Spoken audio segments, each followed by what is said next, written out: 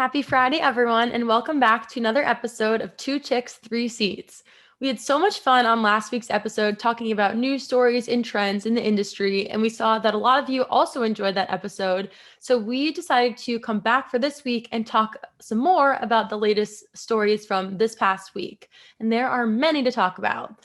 So if you're listening from your car or you're on a walk or you're cleaning your house, buckle in for a newsworthy episode on what is happening in the hospitality industry this week. And then after the episode, let us know what you think by sending us an email into our email address, which is twochicks3seats@tripleseat.com once you listen. So hope you enjoy. Yeah. I listen to a lot of podcasts while cleaning my house, just FYI.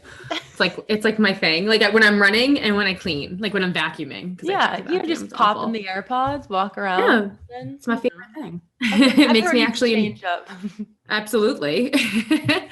All right. So this first one we're going to talk about, I feel like I was chosen to talk about this one and not Rachel because I keep talking about how I've been vegan for a whole 3 weeks. But we found this one on New York Eater, and it's surprising, a little surprising, exciting, but surprising. So 11 Madison Park, which is one of the most exclusive restaurants in New York City, or basically the world, has decided that they're going to go to an all vegan menu, which is crazy. Wow. So yeah, right. I think it's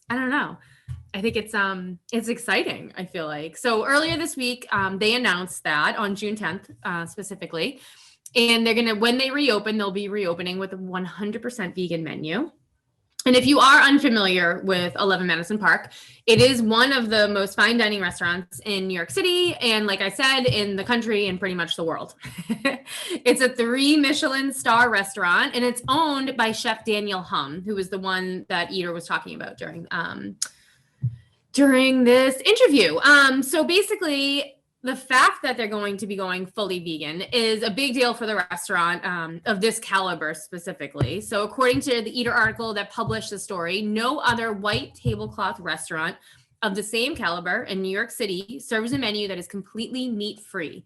And of the 132 restaurants worldwide with 3 Michelin stars, none are vegan.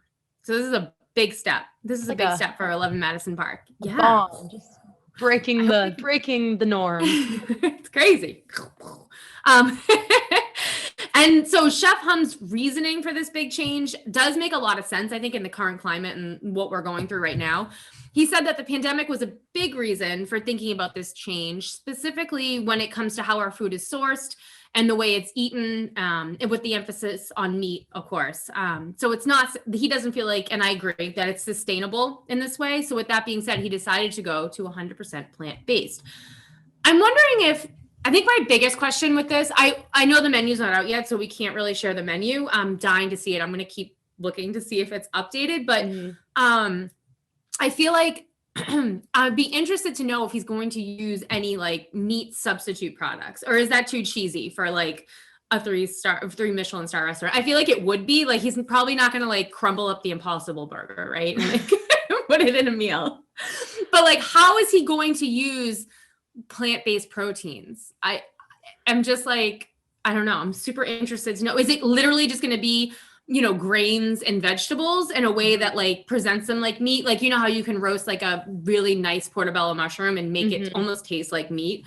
Or is he going to use some substitutes like tofu products and stuff like that? And seitan is another one. And right. I don't know. I'm just really interested to know like what he's going to do. Or is he going to build his own? Because a lot of chefs do that. A lot of vegan chefs build their own. Yeah. I don't know. It's interesting. And also I feel like another thing along the lines of that is the price point. So if you're charging such a high amount for the food, you can't just be serving like a piece of broccoli and like selling. Right. That's the things. Right. So I didn't mention this yet, but the new menu is expected to cost about $335 per customer, including gratuity. And the way that 11 Madison Park works is that it's like I think it's like a 5-course meal or something, like 5 or 6 courses. And they're small, like some of them are smaller than others, obviously. So I don't know, like, how is that going to work? I know. And then also probably worth mentioning is like some of their most iconic dishes aren't going to be able to return, right? Like the honey lavender duck and their deconstructed milk and honey dessert course, which is like a huge fan favorite. I mean, I guess he could do that dessert in a vegan way with like almond milk or something, but there's got to be, I don't know. And like the honey lavender duck, obviously he can't recreate that. I don't think. I don't know. I don't know what's out there. I don't know. And, you know, so the article also goes on to quote other chefs who have gone fully vegetarian or vegan in their restaurants. And they describe how it's definitely not an easy change. There's a lot of like expectation for the high price tags in restaurants like 11 Madison Park, and creating an impressive menu without meat as the star of the plate, or fish for that matter, can sometimes be like challenging, I can imagine. And the article described some restaurants who have made the same decision to switch to a fully vegan menu that ended up reintroducing meat and fish later on again. So that's interesting. I mean, I think if anyone knows what they're doing, it's Chef Hum, right? So I mean, he could probably be the one to actually make this happen and make it stick. And I bet there are probably more, I mean, there's more people in New York City in general, but there's probably a bigger vegan, you know, population in New York City than in some other places. So we'll have to see what happens. But they'll be reopening soon, and they've been closed since March 2020. So that's exciting. It's hard to do what 11 Madison Park does in a COVID world. So I understand why they had to close their doors. And they are a Triple C customer too. So maybe eventually we'll be able to check out this new vegan menu and see what it's like. I know. But I'm really interested to know. So we do this because I decided to go vegan recently, and it's hard to shop and to figure out meals when you've been used to like creating meals with meat and fish and whatever. I started getting this delivery service called Hungry Root.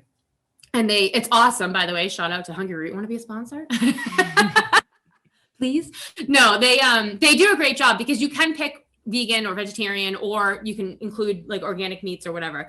But they give you like quick and easy meals like all the other ones do, but theirs is much easier because you don't have to like cut any vegetables or like prep anything. Everything's already done. And you can also just shop groceries. So like I could just like, part of like my weekly thing could just be like a package of like almond milk yogurt, if that's what I wanted. So to create your own meals or whatever. Right. But I have found that a lot of the bases that you know, my husband and I have been using are tofu and like the Impossible Burger and other forms of like vegan protein. So I don't know. It's interesting. I mean, they have them really great, like cheese. I think cheese is something that is like very well done vegan. Vegan cheese is made with like almond milk, like especially Kite Hill makes like an incredible ricotta cheese with almond milk. So I'm sure the chef could create his own. I mean, I know he's not going to use Kite Hill. Everything I'm sure is going to be made from scratch, but I don't know. Yeah, it's going to be interesting. I'm interested to see what happens. I'm interested to too. And I'm going to let my husband know that he's going to have to pay $335 a person. just like a, you know, just like a quick $700 meal. No big deal. Whatever, you know. And the celery. you deserve it. You deserve it. Yep. Oh, well, I guess we'll just wait and see by June 10th what happens. Yep. Let's wait. Oh, do you guys hear the train in the background? Did you hear that? I live on the tracks, so clearly I can afford a $700 dinner. All right. Moving on. So the next article we have is a Chicago Eater article called "Illinois Could Bar Delivery Companies from Listing Restaurants Without Permission." And I'm going to take this one so Kate doesn't get worked up, but it's actually a good thing. Oh. I know. Here, news to you. But I mean, if you're a stan of Two Chicks, Three Seats and you keep up with all of our episodes, then you know we like to talk about third-party delivery services as a whole. But this article specifically is an interesting and a sort of optimistic take on some potential change to how things have been working. So one of the many problems, one of the many problems with their delivery party services, specifically DoorDash and Grubhub, is that they often include restaurants on their platforms without the restaurant's permission. So the platforms won't necessarily admit this is a problem because on the outside, they're like, okay, well, this is promoting as many restaurants as possible in order to benefit the consumers who are looking to order food on the apps. But in reality, Grubhub and DoorDash could be promoting restaurants who don't regularly use the third-party services. They didn't like opt in or anything. They're just on there. And that could mean so many things. Like the restaurant's menu items are completely outdated. The prices could be wrong. The hours of operation could be incorrect. And if someone goes to order food from a restaurant in this circumstance with like misinformation, it could make the experience a negative one for the customer. And that will look potentially poorly on the restaurant, even though it's like the stigma that, or just the fact that I think we all try to say is that it's not on the restaurant, it's the third party that's doing this. But I mean, the restaurants obviously don't want to have to like deal with things like that happening. But so it just, I mean, overall feels really wrong that platforms can even do that, but it's something that has been happening for a while. And that being said, what this article is saying that in the state of Illinois, a bill was proposed that would make these actions illegal. And so the bill says that it would, quotes, stop third-party delivery services from using the likeness, registered trademark, or intellectual property belonging to a merchant without obtaining written consent from the merchant. And as of right now, that bill made it through the Senate and it's currently awaiting a vote from the House. So it's making its way through. And hopefully this is a great thing for Illinois. The article was talking about how California is currently the only state in the country that has a similar policy to this, but lawmakers in Rhode Island and New York have also been considering taking some sort of action. So hopefully this is some sort of ripple effect if it can happen in Illinois and California and then other states who are also concerned about this problem. This could be something good for them as well. And there was one quote that stood out to me in the article that basically sums it up. It's from a restaurant owner in Chicago. And she said, quote, "It is absolutely ludicrous to me that third-party ordering platforms like Grubhub can list a restaurant on their website without the restaurant's consent, let alone take orders based off of old, incorrect menus. It may as well be restaurant catfishing. Just imagine how customers feel after being duped too."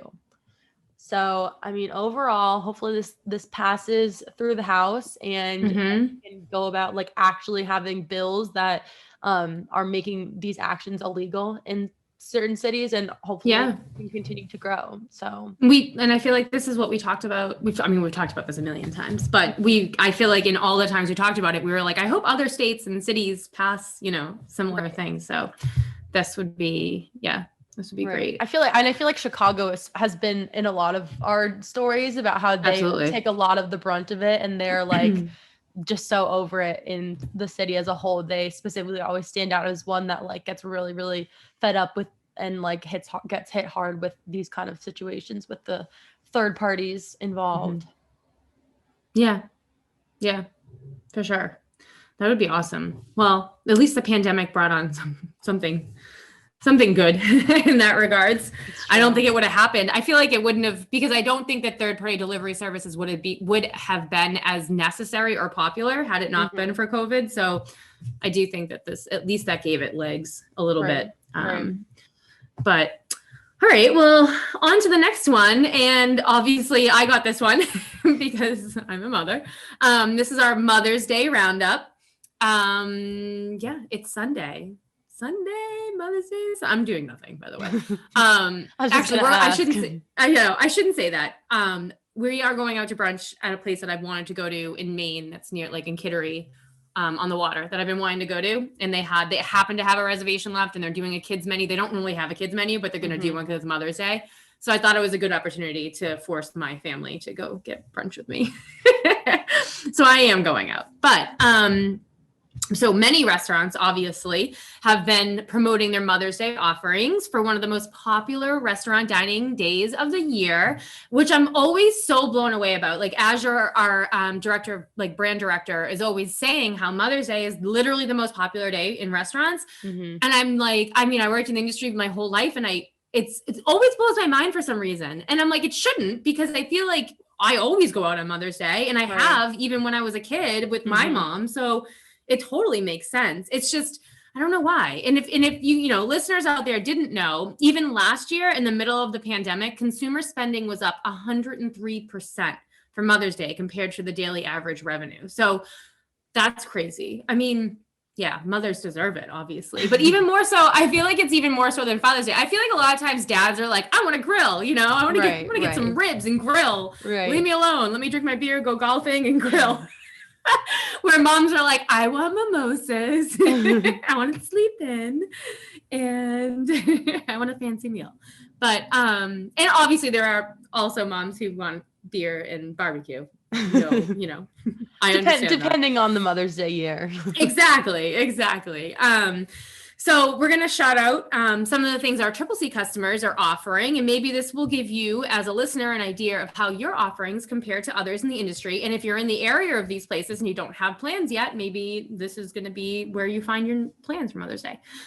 So Kona Grill, they will be offering a popular brunch menu, rosé specials featuring Whispering Angel, which is obviously a fave of ours, and Chandon Sparkling Rosé, and a Mother's Day dinner, which includes lemongrass clam chowder, which sounds really, really good, lobster pot stickers, surf and turf, and strawberry basil rum cake, which, wow, that sounds crazy. I love rum cake, especially when it's like really rummy. Mm-hmm. Obviously. Obviously, the more rum, the better.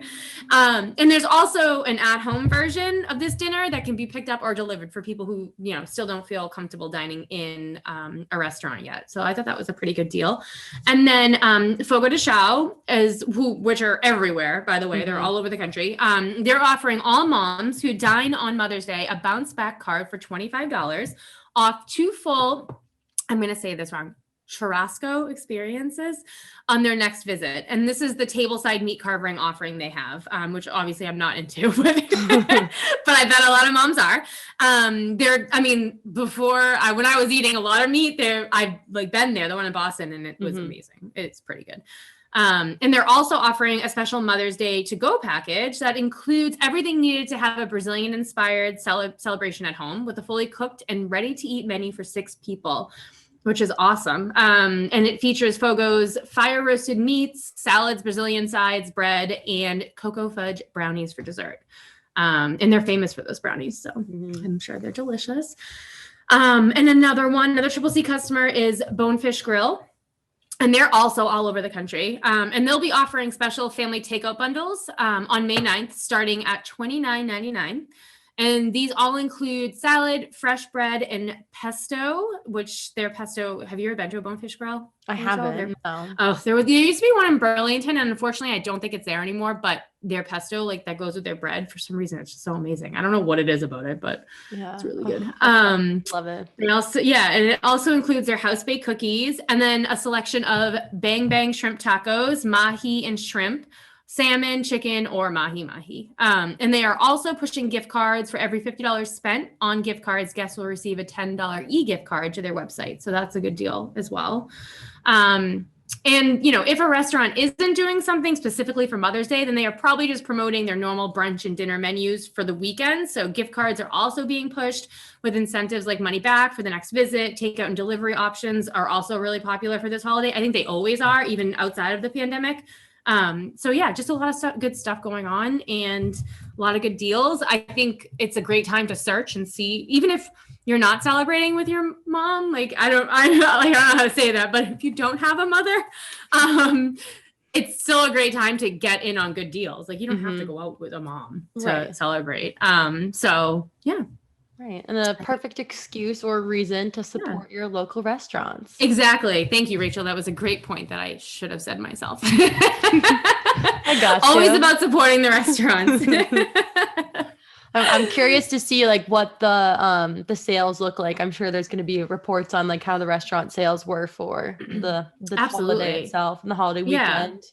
And I think they're always high. Like I know obviously last year's were probably skewed a little bit, or definitely skewed only because you know, people weren't going out and eating at restaurants, you know, as much. So, or at all. So obviously those numbers were really inflated, but I think that I don't have 2018, 2019 numbers, but I'm pretty sure that Azure always comes with back with these numbers that are like, you know, 90% over the normal like Sunday or whatever. It's crazy. Mother's Day is like I don't know. It's one of those holidays, I guess. Everyone Right. wants to celebrate mom. Right. Hey, everyone go celebrate your moms out there. Yeah. Yes. Are you listening, Colby and Maisie? Just kidding.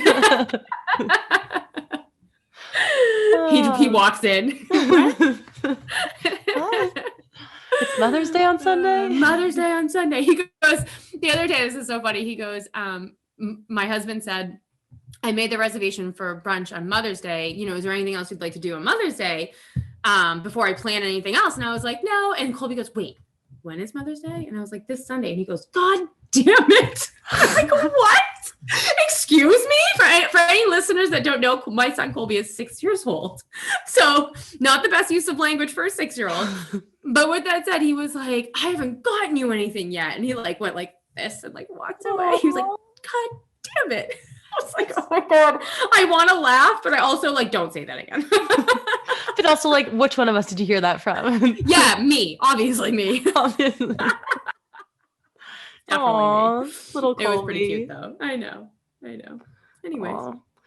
Anyways, okay, so the next article that I'm going to talk about is a Bon Appetit article, and it's called Can Takeout Be Less Terrible for the Environment? This Chef Thinks So. So this next article features Chef Rob Ruba at the Washington, D.C. restaurant called Oyster Oyster. And Chef Ruba has always prioritized sustainability within his restaurant. But then once the pandemic arrived, it forced him to move to takeout, which he had never offered in the past. And so he kind of had to reimagine how he would do takeout at his restaurant that had never done takeout while keeping it sustainable. So this article talks about some of the things that Oyster Oyster has implemented for takeout, which could be maybe some ideas for someone else out there trying to become more sustainable, maybe do the same things. But I thought some of these were really interesting. So they have sugarcane to-go containers. They use Tellus containers, which is the brand, that are compostable and made entirely of sugarcane fibers that are left over from milling. This works for a lot of their menu, but it can be a little trickier for wet items like a polenta, which would, they say in the article, flop out the bottom of the container just because of the material. That makes sense, yeah. Yeah, they recommended if you add a non-spray compostable parchment paper, that helps with adding like extra support to the bottom of the container. But I mean, overall, I think that was a good one for them to use, those sugarcane to-go containers. Yeah, that's cool. Yeah, I don't know much about them and how it works, but can you eat them? That's my number one question. I'm not gonna lie. No, I think that their goal is just to make everything that they have like biodegradable or easy to compost, which is awesome. It's awesome. Yeah, it's amazing. Then they also have a growler program. So instead of selling single-use beers at their restaurant, Oyster Oyster, they have a growler program so that when guests order beer, they fill the growler, then they bring it back when they're done, and then they use a 3-part sanitizing process to clean the growler so it gets cycled back in. Not like groundbreaking, but it's good that they're doing it at their restaurant. It is good. I'm always down for a growler. I like a good growler. Hey, why not? Why not? It's better than the 6-pack, I think. And then they use bamboo utensils for their utensils. So they had never needed to use utensils before because they weren't doing takeout. But then they kind of recognized the need for it, obviously, once they did takeout. And over the summer, a lot of people were doing picnics in like the local DC park. So they were like, okay, we need to figure out utensils. The last thing they wanted to do was add more waste by going with like all the crappy plastic options out there. So they chose to go with the eco-choice bamboo utensils because they, if they're left on the ground by someone by mistake who didn't dispose of it, they'll biodegrade into the ground. They looked at sugarcane utensils similar to the sugarcane to-go containers, but they said that they used too many resources and they didn't compost well. So the eco-choice bamboo utensils, which they also used bamboo for their napkins as well. Interesting. Yeah, so that's a interesting material. The next one, which I loved, they used tote bags for their takeout orders. So these bags are made from organic cotton, and then they're printed by their local custom ink. Shout out Custom Ink. We like Custom Ink. Yeah, we do. And then they collaborate with a company called Ann Made, like just A-N Made, which is a natural dyer and textile artists company in Washington, D.C., so local to the restaurant. And then they partner with this company, and then the company will decorate the bags with natural dyes made of leftover onion scraps.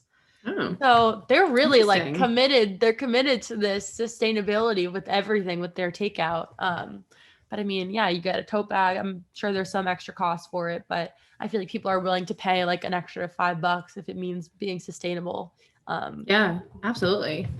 And then they also have reusable containers for their takeout items. So they have this other program in place where a customer can sign up to say that they'll opt in to use a reusable container for the takeout, and then they're committing to like bringing it back. And then once you bring it back, you get some sort of return deposit, and then the reusable container gets sanitized and so that it can be used again. So they have this program set in place for their takeout containers. And then lastly, they have an oyster shell collection. So I didn't know this, but in DC, every restaurant is part of the oyster recovery program, which takes used oyster shells to rebuild the reef. And so at Oyster Oyster, their restaurant, they have bins set up everywhere to collect the shells, and they send out information to their customers after they place orders that there's an option to come back and return the shells, and they'll reuse them in the restaurant, or they'll get them to become reused Yep. with this recovery program. That's And cool. then sometimes even with the nicer shells, they end up turning them into votive candles. Oh, cute. Yeah. So, I mean, I think these are all great examples of how Oyster Oyster in DC is going the sustainable route. And I don't know, I feel inspired. We had a nice little internal at Triple C Earth Day presentation by one of our trainers, April, and she was just talking about all the little things that you can do that help make the earth better. Yeah. And like even with 11 Madison Park, their reasoning was for sustainability too, and just any little changes that restaurants can make in the industry that will have a big impact overall, and be in the direction of becoming more sustainable. So I totally agree. I think this is awesome. The oyster recovery program is really interesting to me. I feel like I've seen that at a few other places. I know that locally, like to the seacoast here in New Hampshire, they have like there's some sort of program. I don't know what it's called exactly, but I've seen it at restaurants where you can like recycle your oyster shells. So Right. but I really understood why. I was like, well, that's cool, but why? Yeah. Now I know. Just cause some kid is Yeah. collecting shells somewhere. Yeah, absolutely. My son does. We have a whole box of them that he swears to God he's gonna paint, but he hasn't painted one yet. So we'll see what happens. So this next one is in New Jersey, and we actually read it on Philly Eater. And it's that New Jersey breweries are offering free beer to people who have been vaccinated. I think this is great.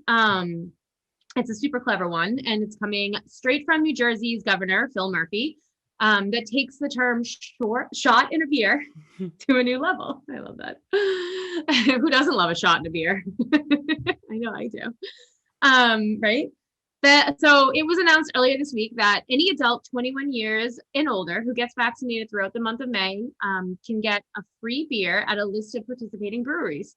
And the program itself is called the Shot and a Beer program, and is being promoted on social media with a little beer card that lists all of the participating breweries. And I think it's a really cute and fun idea to help increase the vaccinated population in New Jersey, while also involving the hospitality industry. And it could even be, a form of marketing for these breweries, but like who are involved when they're being promoted by different accounts sharing the program. And also just showing that they're for the vaccination, and they're, that they're all staying together and that sort of thing. I mean, I wish they were doing it where I live, because I'm double vaxxed. I have my card. I have my vaccination passport, and it's worth nothing. It should be worth 2 beers. Is right. I think it should be worth 2 beers. And it's certainly not worth nothing. It's my health, but at the same time, and everyone else's health as well. But it would be kind of cool if I could get something from it. I have to like laminate it or something. I don't even know what you're supposed to do with it. Like I'm afraid to it's like in my wallet, and I'm afraid to do anything with it, because I'm like, I don't know, can I get another one? I know. Are people gonna believe me? Is someone gonna steal mine? I know. I don't know. Mine's so half completed as of right now, but as of in a couple weeks, okay. It's May 26th. Okay. So the end of so not month. Too far. Yeah, my first one was last week, and my next one will be at the end of May. So I'm actually fully like now today was the day when I hit the point where I was like fully vaccinated because I got my shot 2 weeks ago. So my second shot. Congrats. So yeah, I'm just going to go out and start licking poles, No COVID for me. Watch out, world. Here I come. Just kidding. Pull down my mask when I'm walking. No, I'm not that person. Believe me. I wear my mask everywhere and with pride. Love that. Yeah. But those were some great ones this week. There was a lot out there this week. I feel like there was a lot in the news, which is really hopeful for the hospitality industry. I feel like it's less becoming about COVID and more just about like restaurants doing things. Mm-hmm. So that's exciting, I think. Right. I feel like not every eater article and every restaurant business online article starts with COVID. So I know we've come a long way. Now we can like talk about the things that we like to talk about, like normal trends and normal news stories and normal menu updates and things like that have nothing to do with a pandemic. So I know, it's great. We've lived through history. We certainly have. Hopefully that's the last time in our lifetime, in our children's lifetimes and their children's lifetimes that ever happens. We'll see. Amen to that. Yep. All right. Well, thanks for listening, everyone. Hope you enjoyed. And we'll see you all, or listen to us next week. That made no sense. I'm tired. We'll be there with you in spirit. Yes, while you vacuum. In your ears. Yeah, while you vacuum. Thanks for listening.